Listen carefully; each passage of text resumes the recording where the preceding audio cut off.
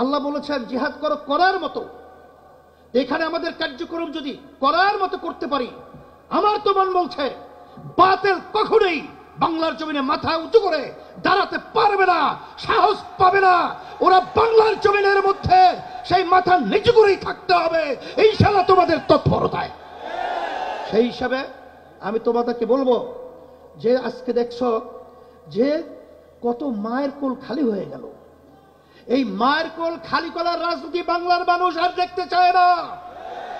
বাংলাদেশের টাকা বিদেশে পাচার করবে, বিদেশে বেগমপাড়া তৈরি করবে, এটার বাংলার জনগণ ছাত্র জনতা দেখতে চায় না। এর পরিবর্তন আমাদেরকেই করতে হবে। এই পরিবর্তনের জন্যই যদি আবার প্রয়োজন হয় আমরা আবার রক্ত দেব, আমরা জীবন দেব, তারপরে দেশকে সুন্দর দেশ করার জন্য রাজপথে থাকবো। থাকার জন্য কে কে রাজি আছো? নারায়ে তাকবীর, আল্লাহু আকবার স্লোগান তুলতে হবে। সাথে সাথে আমি বিশেষ করে অন্তর্বর্তীকালীন সরকারকে বলবো, আমাদের যুগ্ম মহাসচিব গাজী আতাউর রহমান সহ বিভিন্ন দায়িত্বশীলরা বলেছেন যে আপনারা কোন জনগণের ভোটে নির্বাচিত সরকার নয়, আপনারা হলো গণ অভ্যুত্থান, ছাত্র জনতা হাজারো হাজারো মায়ের কোল খালির করার বিনিময় আপনারা ক্ষমতায় এসেছেন। কিন্তু আপনাদের কার্যক্রমগুলো আমরা অনেকাংশে প্রশ্নবিদ্ধ। এটা আমাদের দুঃখ হয়। আপনাদের দুর্বলতা কোথায়? কে কি বলবে তা জানি না। যারা নাকি নির্বাচনের জন্য অস্থির হয়ে গেছে, পিআর নির্বাচন পছন্দ করছেন না, আমি বলবো এখন বাংলাদেশের মানুষ সজাগ হয়ে গেছে। আপনারা জরিপ করে দেখেন, আপনারা তো মনে করেন আপনারা অনেক তালগাছ হয়েছেন, কিন্তু সরে গেছে।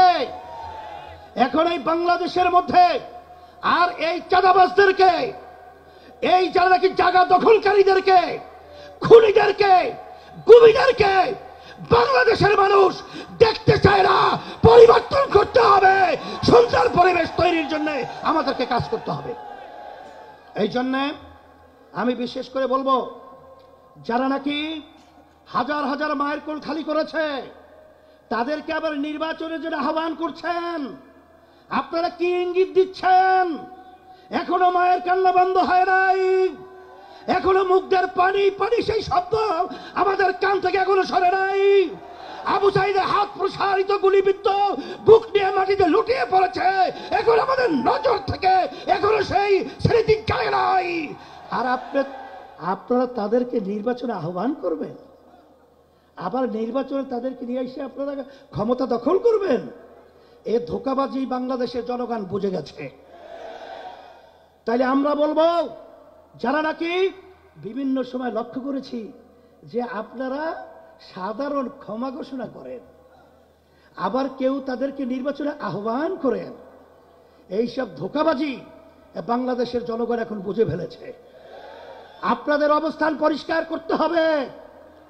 আপনারা এই স্লোগানের মাধ্যমে কাদেরকে খুশি করতে চান এটা কিন্তু বাংলাদেশের মানুষ বোঝে।